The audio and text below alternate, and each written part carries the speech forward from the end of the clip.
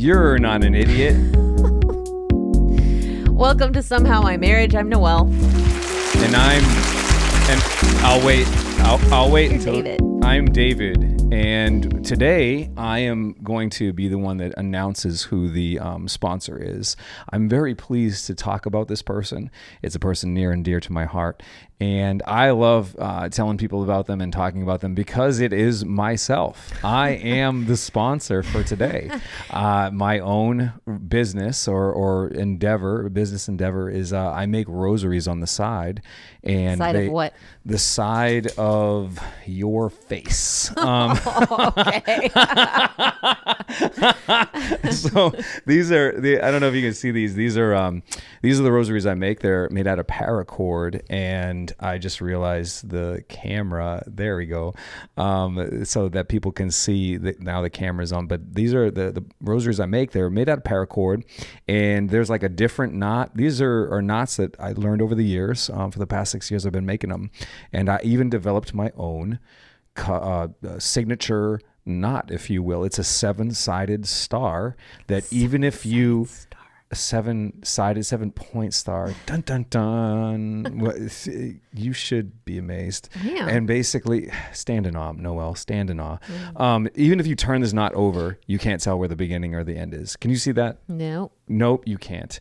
This is my son's rosary. It's made with bullets. It has bullets. Oh yeah. You're such an extremist. We don't even have a gun, but we have bullet shells. This is on our rosaries. Casings? That's all you need. I don't know what they're called. Yeah. So this is also the way I do my crosses. I weave the paracord into these Celtic crucifixes, and this is my daughter's rosary. My daughter's rosary is even more manly than some of the other rosaries out there that these big army guys have.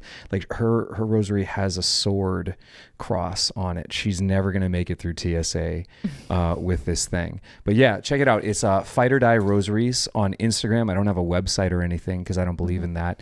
But I have an Instagram account. These rosaries are a work of art that you spend hours and hours making. You seem and they're bitter. Awesome. You seem bitter though when you say that. You're like hours that you could be spending with me, but you don't. And I just feel attention. I just want attention. Oh. I think you are attention seeking. That's what I just said. I want attention. Yeah, but Okay. there's a difference. One has negative connotations, which I am applying to you. And the other seems like, you deserve it. You should pay attention to your wife. That sounds bad when I say that. No, I'm not doing that. I'm a good husband. I neglect my wife for hours while I make rosaries for the Lord. Proverbs 31, wife. No, don't pay attention to her. Anyway, speaking of. That's not what it says. Yes. Our topic for today is something near and dear to my heart, almost as near as myself. It's called Find a Wife Who Is Not the One. Mm-hmm. That sounds offensive. Yeah, it hurts my feelings every time. But it's not because I don't believe that you think that there's somebody else out there for you, because clearly you have achieved the best. No. There's like 3.5 billion other prospects. Well, no, a lot of them are grandmothers. That's gross. So there's... Wow, that's offensive to all grandmother listeners. Wow. Okay. Keep it up. You just alienated most of our listener base.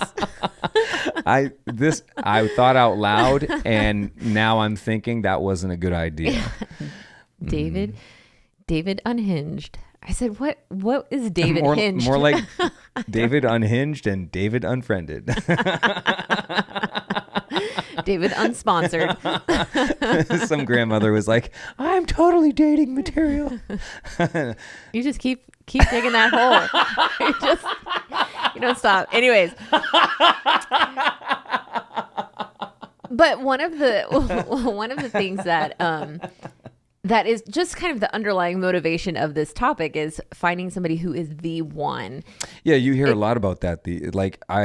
Whether it's dating people who are dating people who are single and they're looking, or even married people, like they talk about the one. Married people are like, she's the one, he's the one, he was the one. No longer, but he is, he was. And then single people, they're looking for the one. Dating people, they're trying to discern, is this the one? Mm-hmm.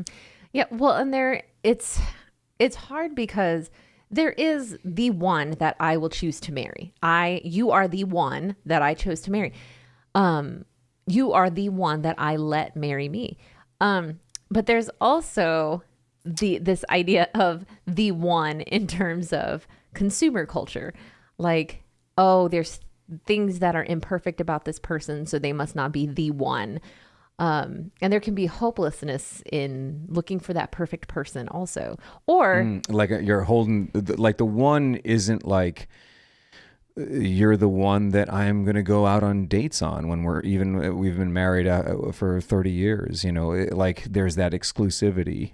You're the one that I'm going to celebrate the marital act with, and no one else. There's that exclusivity.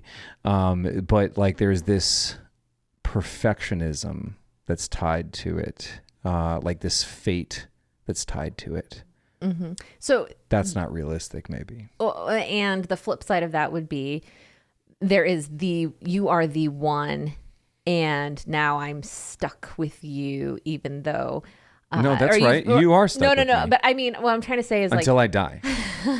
Like this is fate that controlled me, and not my free will choice to be with you. Are we going to get existential on this episode? Like we're gonna start diving into like, are we free? Are we truly free? What if fate controls us all? No, well, are we going to do that? No, well, I mean, even if you and I had met and we had all the romantic feelings and circumstances played out great and we're really compatible, at some point you have to freely assent to, okay, I'm choosing to give my life to you. At some point, you have to freely choose. I was free at the beginning. I'm the one who was like, hey mom, what do you think about this one? True story. Well, and then I did what she told me to do. So you didn't turn off your phone. So yeah, but there was also, you broke up with me for a time, so then you freely chose not to be with me, and that really hurt my feelings. I doubted that you were the one. Yeah. Do you want to know why? Why? You don't know? Because I was your first girlfriend. But that's because no one would date me. Yeah. What do you mean, yeah? I mean, yes, I already knew that. Oh, okay. I thought it was like a yeah. Well, maybe a little bit of that in there. Whoa. Yeah. So I remember, there's that time of discernment, and I think it's different for me. Well, wait. You said, do I know why you broke up with me? And I said, it was because I was your first girlfriend. Is that the right answer, or was there a different answer? Like, what is the why? Because maybe I don't know, and maybe I'm about to learn something that hurts my feelings today. Isn't that every day? Aren't you really sensitive? Yes, pretty But you're much. not as sensitive as I am, because I am the artiste. You True. Just pay the taxes. Okay, tell me the All right. Okay. Yeah. Stop interrupting. I just need to know. Well, okay. I'll get to that. Fine. So I broke up with you in relation to, it was like round 2 of, there was like 2 times that I broke up with you, I think. No. There was the main time. When did you partially break up with me? And was that when you went to your apartment? This is when you're going to learn something that you didn't know about. Maybe I broke up with, about it. I broke up with you and you didn't even know. Oh no. I'm like, why did David ghost me for a week?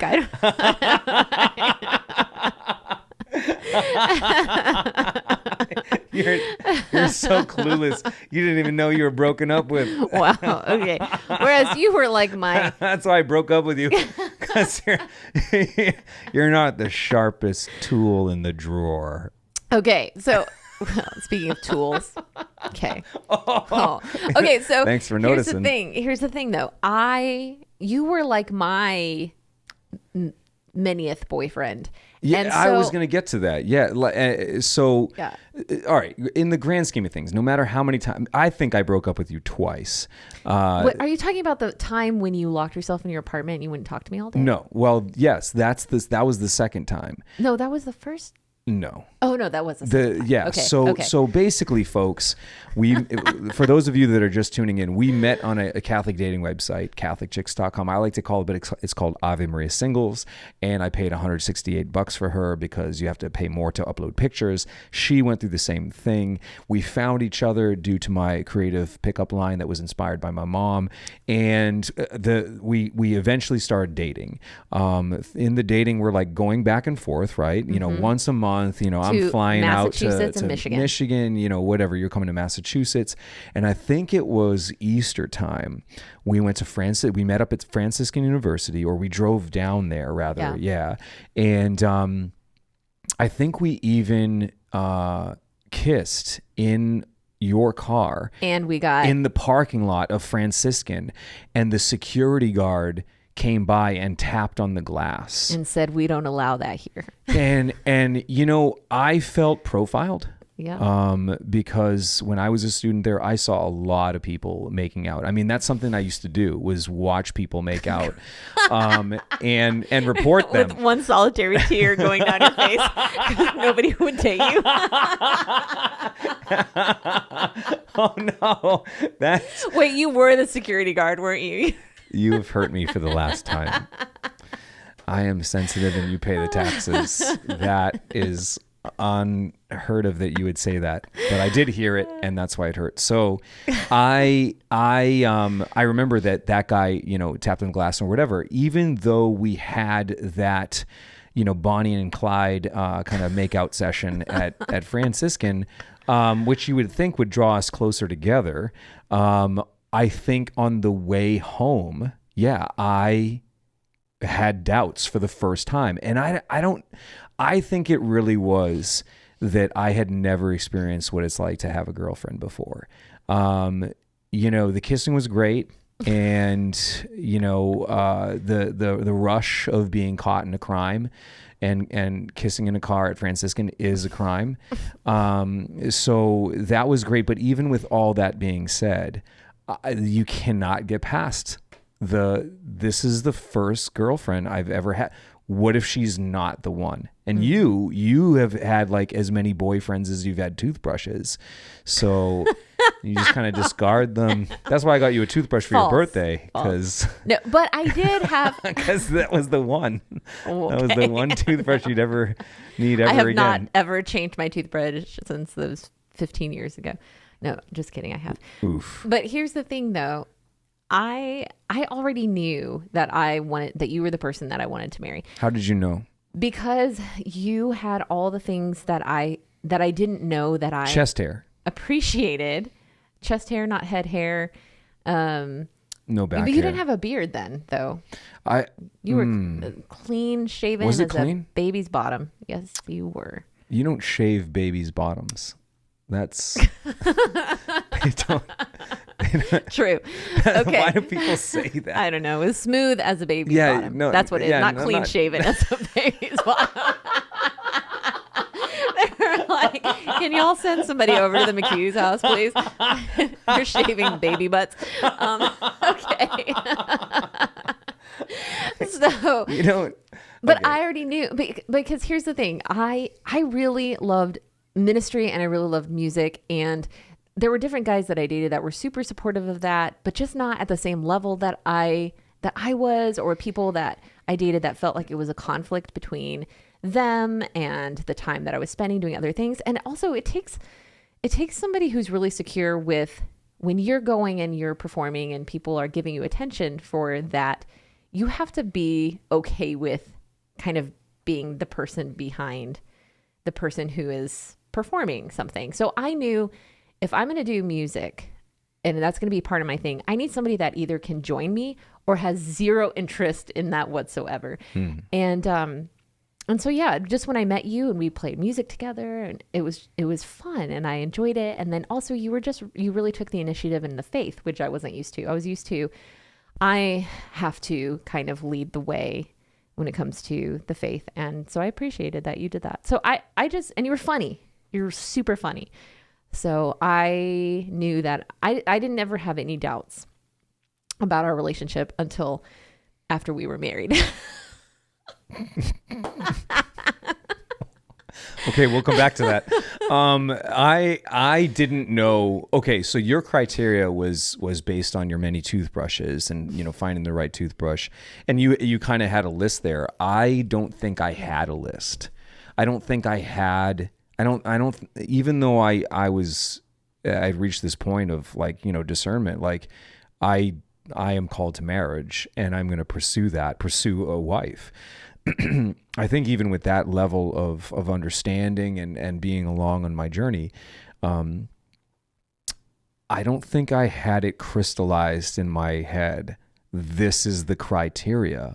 And when you have like an inexperience of dating, not saying that, like, you know, we have to have a dating culture.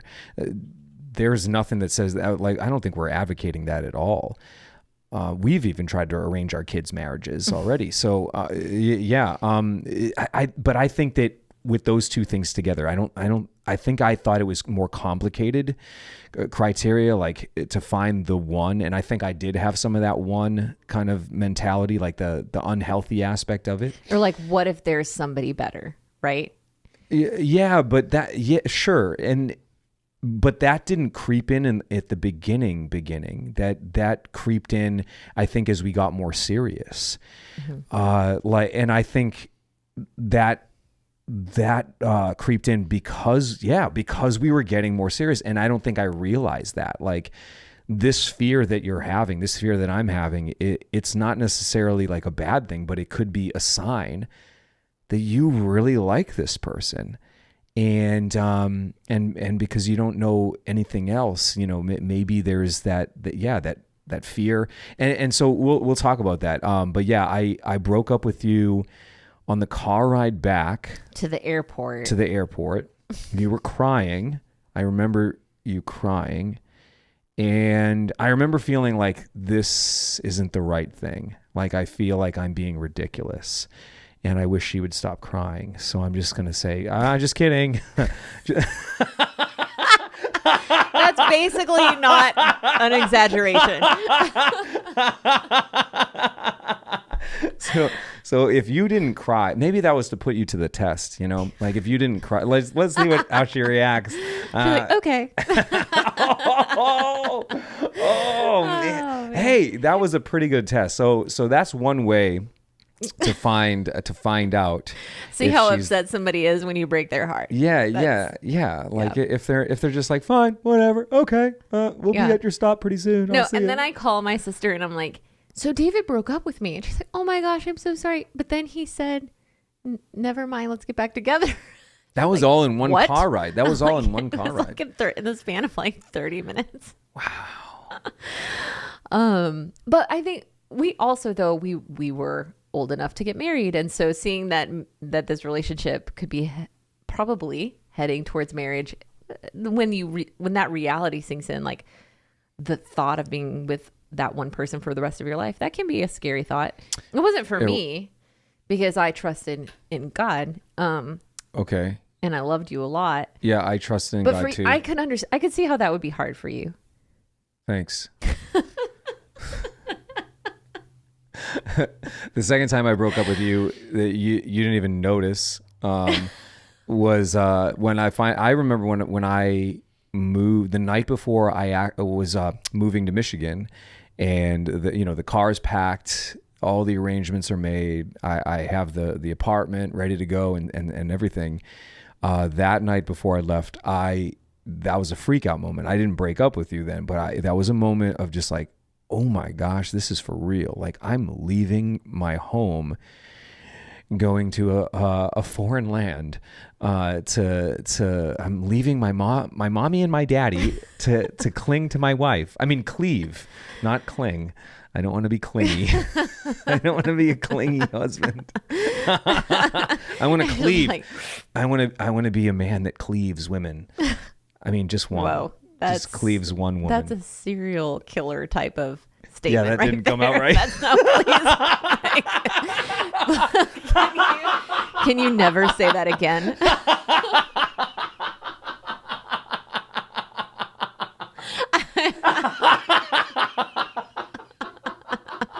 Gosh.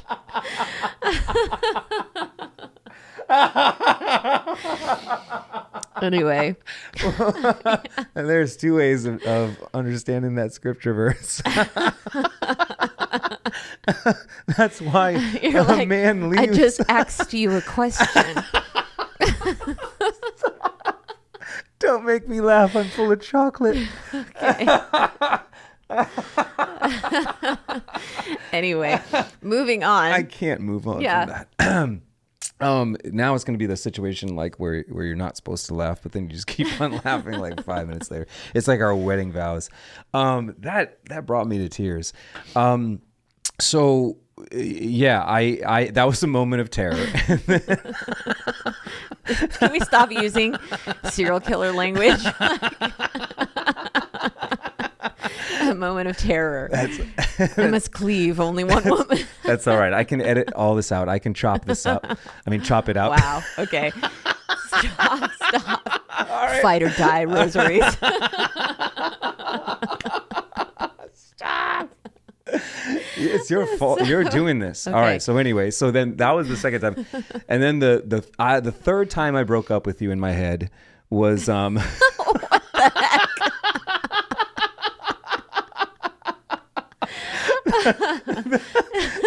All right. No, our wedding day. Yeah, great. That is so loving and romantic. I don't. Okay. Okay. I'm serious. Like, so.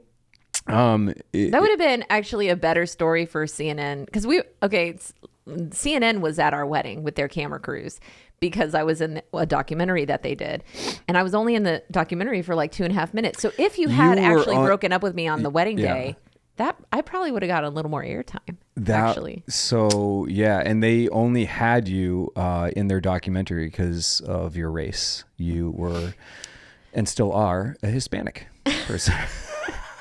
Okay, that has nothing to do with anything. But anyway, so you broke up with me in your head on our wedding day. All right. So back to that. So basically the old thing is like, the husband or groom is crying, as he sees his wife coming down. And David's like, how do I rig up with her? No. So when you were coming down the aisle, or is that the closing hymn? No, we did a different song. Oh, it was an open, okay. So different opening. When you came in and you're coming down the aisle, like my first thought was like, why the heck they put all that makeup on her? It's for the pictures, David. I've never seen you with that much makeup on in my entire life. You don't wear that much makeup. I know. It was a shock. It was a shock. It was for the pictures. I didn't know that. You're my first. You're hardly my first. No, I'm just kidding. That's from The Office. Okay. You're my first Noelle. Hard to believe since when we like I'm not mad at you. Okay. But I find it hard to believe because when we were going to our honeymoon to the hotel, you hardly even wanted to let me have a snack. I was hungry after our wedding because I didn't get to eat very much at the reception because we were talking and dancing and stuff. And then when we got to the hotel, you're like, okay, let's go. And I'm like, I'm so hungry. Let's get a snack first. You're practically crying. That was the look on your face that I wanted to see when I was coming down the aisle. But it was when I was eating spinach and artichoke dip. And then I cried. I just want you so bad. She chose artichoke dip over me. No, not much has changed, has it? That's why we have a personal trainer now. Wow. Okay, So, anyway. so those are the 3 times that I broke up with you. But what I know what I've come to realize over the years. Because in the beginning it was this inexperience, coming into the light of vocational realization. I don't even know if that's a term, but where you just know you're called to marriage, and you're pursuing a wife, but you never did any of that before. Like you were scared of women, awkward around women, and I say you, but I really mean me. I was gonna say I was. I ain't scared. I ain't scared of myself. so what's it called? Yeah, I mean, I had that turnaround, that humongous turnaround in life, and then finally, like, realizing like all of this is real, like we really are getting married. Is she the one? I think when we were married, that it became an even deeper discernment. Like, okay, why is she the one? And what I realized, I realized my criteria after that, and I actually ended up helping other guys in their discernment process. I remember this one guy, he good friend, he moved to a different part of the country or whatever, but he was telling me how he met this woman that he's when we first met and stuff like that. We're getting to know each other, hanging out and stuff like that. He's telling me how he met this girl who is his girlfriend, long distance relationship, which is what you and I had in the beginning, so we can relate on that front.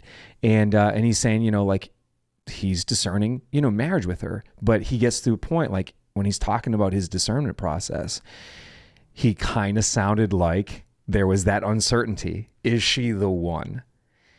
And I remember telling him I told him my criteria, and it just What is your criteria? You're gonna love it. It just comes down to this.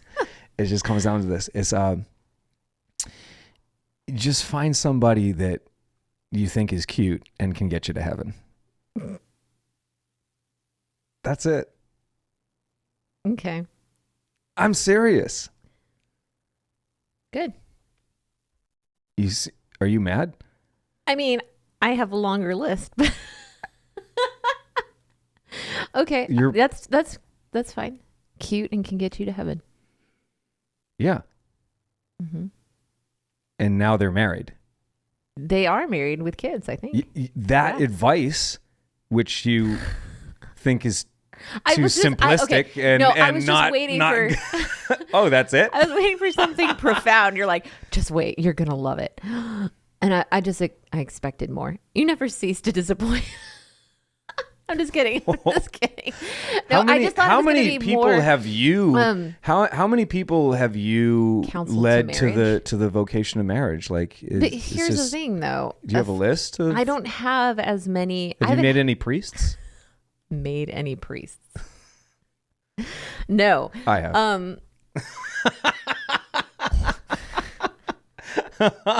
No, but okay, so here's the thing though. I feel like it's not so much that I don't think I've had any women say like, oh, this guy, I'm really, really into him, but I don't know if he's the one. Where I've been like, yeah, you should go and tell him you want to marry him. That's not really this kind of how it works. It's more like, do I stay in this relationship or do I break up? It's not so much like, oh, well, you should ask him to marry you. I mean, I don't think in those ways. Like, so it's a little bit different of a conversation, Fair enough. Like you're waiting for him to do it. But tell him about that guy who you sat on the plane with that had been with a lady for a really long time and did not want to propose. Yeah. I can't remember how it comes up. First of all, like I do not try to get in conversations with people on the plane. Like I am trying and praying to ignore them and not talk about anything religious. Lord, don't let me talk about you. So help me, God. Oh man, if I talk about you. But I don't know. There was this one guy. He was this younger guy, young adult, whatever, millennial, that generation kind of thing. And I can't remember how it came up in the conversation. I never remember how it comes up or it ends up on the subject of marriage. Can't remember. Maybe whatever. He asked me a question. I'm talking about my kids or something like that, or talking about you. And for whatever reason, at some point in the conversation, he just says, yeah, like I can't imagine being married, or I don't agree. Basically, I don't agree with marriage, like I don't think it's realistic or whatever. And, yeah, we talked about that. We dove into it. Yeah, but then, okay, but you have to say what you said to him and why he didn't want to get married. Well, you were asking me questions that I do not recall. Because you said to me that he was saying that what if there is a more hot woman that he meets? Oh, that's yeah. No, now I remember. I remember. See, you remember all the details of my life. I don't remember the details of either of our lives. All right, you're gonna have to jog my memory. Yeah, that's right. Yeah, well, I said the same thing. It's that's what it came down to, and that's the whole fate thing. No. Well, you said yeah. There's always gonna be somebody hotter. Oh, that's right. Yeah, why don't you just tell the story? There's always going to be somebody more beautiful. There's always going to be somebody more successful. There's... Well, it's even, I don't know if I said this, but like, I think like there's, even if you did marry theoretically, like the most beautiful woman in the world, and you know that because you lined them all up, you went on a date with each of them. And like, if that was even possible. That's or whatever. That's a TV show called The Bachelor, I think. Okay, so this isn't even that far-fetched. Yeah, right. Even if you married them, like you could definitively say, like I have seen every single woman in the world, and I can definitively say that this is the one, or whatever. She's gonna have an off day. She's gonna have a day where like the her makeup it didn't come out right, or she didn't put it on and then the light hit her, like how like the light changes or whatever, and it hits you in a way like and then our son tells me that I'm creepy and I should fix my hair. Oh my gosh! So there we were on this camping trip, and you were in an Airbnb with our 2-year-old with the light streaming from this window that was right behind our bed. See if the light hits you in a certain way, and our creepy. 2-year-old sits up in bed and says, what does he say? He said, "You creepy, mommy. You creepy." and he looks terrified at me, and he's telling me to fix my hair, and he doesn't like my face. So I was like, "You're kind of hurting my feelings," So I turned on my flashlight and I said, "See, it's just me. It's just mommy. It's just you." And then he took my daughter's Saint Therese doll and put it over my face and said, "That's better." So it's great. See, the most beautiful woman in the world. You are the most beautiful woman in the world. All right, like that boy, like you are his mother. All right, and even the most beautiful woman in the world, all right, has a day where the light hits her face in a way that you creepy. See what I mean? So yeah. I think I said something along those lines or whatever, that subject. And how long can you be the most beautiful woman in the world? And how can you possibly know that? Nobody is ever going to see every single woman in the world and date her or whatever. And I think like some people, I think that's hard to deal with. And other people, it's like the person who finds a song that they like on the radio. You don't go hunting for. There's some people that go hunting for every other radio station to go make sure that there's not a better song than that one that they just came across. All right. Well, if you do that, you're gonna miss that song.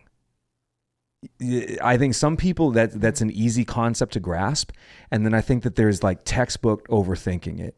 And I think that's what he was doing, and he wasn't Catholic or whatever, so I don't know if I said to him, find somebody that you think is cute and could get you to heaven, but something along those lines, at least getting over the hurdle that he was having of like, is she hot? Well, but it's also, there's something to be said for when somebody chooses to love somebody and somebody is loved by somebody day in and day out, in the highs and the lows and the familiarity and the comfort that comes with that I can be ugly. I can be poor and jobless. I can be Well, these you things. should try a little bit. Speaking of poor and jobless, At least she didn't say ugly. Fight or die rosaries. Notice she didn't say ugly, folks. But you can be these things in seasons and still be loved. And not that it's not hard. It's not easy to love somebody day in and day out. But it is, when you're thinking of in the idea of like the perfect one does not exist in either one of us. We're not the perfect one, but we are the one that each one of us chose freely to say, yes, I'm going to give my life to you. I'm going to join my life to yours. And we're going to make something beautiful out of this. And I'm taking all the other options off the table. Right. Like you are literally the only one left that I have, you have my focus, you have, my attention, like, even with ADHD, like every other choice, perspective, option, of available woman, is taken off the table. And that makes you the one from that standpoint. Like you're the only one that I will share certain things with. You're the only one that I celebrate the marital act with. We are, you have that right that nobody else has. And so that's an exclusivity that we can talk about the one, but the whole fate thing, this romanticized idea of fate, this whole like, well, is she hot? Is she the hottest woman in the world? Like that's ridiculous. That's Hallmark crap, like that. And I think that's present in a culture that is struggling to find love. That's a mentality that is permeating like broken relationships. Right. That's where we find ourselves. And you can see like just the breakup culture, right? The kids are starting to have boyfriends and girlfriends like in 3rd and 4th grade, if not earlier. And then, okay, I don't like this person anymore, break up. There's somebody better, break up. And that we carry that all the way into adulthood. And it creates a lot of instability in our own lives, in our children's lives, in even your circles of friends, because it's hard to make friends as an adult. And then when you break up with somebody, you lose their group of friends potentially. So I think people are not necessarily happier because we've thrown out the idea of exclusivity, lifelong exclusivity through marriage. Right. Depression and take loneliness a look at are our all-time culture. highs. Yeah. And people aren't drawing the connection, like being like, maybe we should change. Like, this isn't really working. It's like, we need more of this. That's a load of crap. And we've seen it in the young people, like being in high schools, like when we went to that one Catholic high school recently, like, the teacher asked us to talk about marriage, talk about our marriage. And we did. And at the end, question time, children. And this one kid is like, yeah, I just don't know how you can possibly stay married to somebody that long. Like that doesn't seem natural to me or whatever. And it's like, dude, you know what? If love is a feeling, you're absolutely right. But if love is a choice, then no, it is possible. Mm-hmm. Which they don't know that. Mm-hmm. Well, and it's a statement rooted in fear. Who would love me for the rest of my life? So thanks for marrying me, David, even though I'm not the one. Yeah. Well, you just fix your makeup and don't put on too much makeup, and make sure the light hits you always at the right angle so you don't look weepy. Please don't cleave me. I'll never cleave you. I mean, leave you. I mean, both. On that note, cue outro music. Oh my gosh. That's gonna scare somebody. This is, imagine if there was a horror movie and this was like the theme, you know, like instead of dun dun dun dun dun. You are the star of your own horror movie.